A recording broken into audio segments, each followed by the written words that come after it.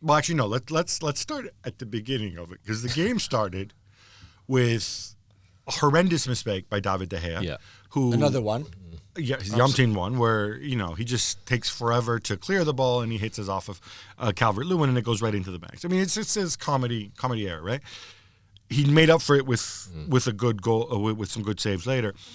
What I'm driving at is, if you're United, you made an enormous financial commitment to this guy. It used to be knee-jerk, automatic. People would say, well, especially English ex-pros, oh, David De Gea, best goalkeeper in the world. They don't say that anymore. I don't know if it was ever true, but he was a very reliable goalkeeper.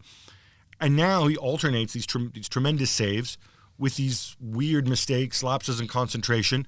They've locked a lot of money into him. It's difficult to shift. And they have that Dean Henderson, who's doing pretty good. He's on loan at Sheffield United. Yeah, well, let's address De Gea first. So he's not very good when the ball's in the air, as we've seen a couple of times this year when he's been kind of bullied out of aerial challenges and conceded goals. He's not very good with the ball at his feet. So I think he's a great shot stopper, but that surely is the basic premise for any goalkeeper, to be able to keep the ball out of the net. And he saves a lot with his legs as well. So he's a bit. He's not your kind of classic goalkeeper, but still, I don't think he's anywhere near the best in the world anymore. I think he's an outdated goalkeeper. I don't think anybody thinks that. No, the likes of Alisson and Ederson and Ter Stegen and they've reinvented the way their goalkeeper plays. I mean, I saw Alisson at Spurs recently, and he was, when Liverpool were in the opposition half, it was nearly at the centre circle. He was that high, so he gave his team basically a sweeper. De Gea never leaves his penalty area. Okay, but that could also be instruction. You got to play to your strengths. But I think it invites the defenders to drop deeper, and it invites. But anyway, Dean Henderson, I don't think he'll go back to United unless he's told that he will contend with De Gea next season. I think he rates himself very highly. He's a very confident lad. People at United say that while he's a talent, he's supremely confident to the point of overconfidence.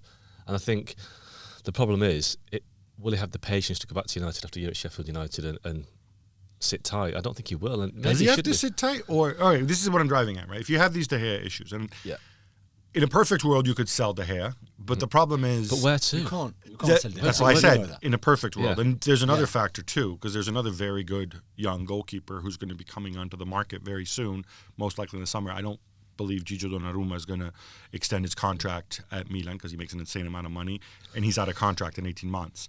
So you have a situation... His agent could be a problem. For some, maybe. His agent, of course, is Mino Raiola. I don't think he's going to go to United, but you're going to have... It's supply and demand. You're going to have two highly rated goalkeepers who make a ton of money, who are both coming onto the market who would be coming both on the market at the same time. Well, because if United were to lose it. So but that's the thing. The option of selling De Gea is kind of gone for United. So even this idea of having Henderson compete with De Gea in training camp or whatever, and then assigning a starting job, it's not going to happen, is it? This is another of United's bad mistakes of recent years. It's like when they gave Wayne Rooney a long contract after Fergie left. They thought, oh, it's great, we've kept our best player, when the reality was that Rooney's best days are behind him. And I think they've done the same with De Gea. They panicked, they're in a bad place, and they had to sign a player which their fans would, well, not riot, but they'd be unhappy if De Gea left. But it wasn't a smart decision. Now, you could argue that Sergio Romero's probably earned more of a chance to play this season. Yeah, but Romero, whenever he plays, he doesn't really let United down. I think playing him would give De Gea a kick at the backside he maybe needs, because I sense a lot of complacency with De Gea. I don't see that he looks like he's on edge enough. He doesn't seem to want it enough. He just coasts through games. And I think Henderson might give him a challenge, but I think Henderson might be England's goalkeeper at the Euros, if the Euros go ahead. He might, because we're talking about mistakes that De Gea's made. Yesterday, I think Sky flashed up a graphic. It was since the start of last season, De Gea and Jordan Pickford have both made 7 goals. Right. So, and Pickford, for me, is another, like Roy Keane said, he's a bad goalkeeper. All right, so what do you do? I mean, in the summer, but I don't understand why Henderson can't come back to United. And if he's good enough, but if he's good enough, it's like so. For me, it's the Mesut Ozil syndrome. Yeah. So it is Mesut Ozil. It's completely it's exactly the same. That. So you lose Alexis Sanchez, but you can't afford to. You think you can't afford to lose another of your world-class players, so you give him a huge contract that he's not worth at all. United, we're going to lose Paul Pogba. We know that. We can't afford to lose De Gea as well. So let's give him that stupid long contract with a lot of money. But Ozil under Emery, and I guess maybe under Arteta as well, was dropped on the bench as well. Sometimes he was not even travelling. So I don't see why Henderson... It's probably a bit different from an outfield player, but it is an extraordinary situation. You talk about, and again, I don't want to keep beating the club over the head with this, but the club's 3 highest paid players next season, correct me if I'm wrong, will be Paul Pogba, David De Gea, and Alexis Sanchez. Yeah.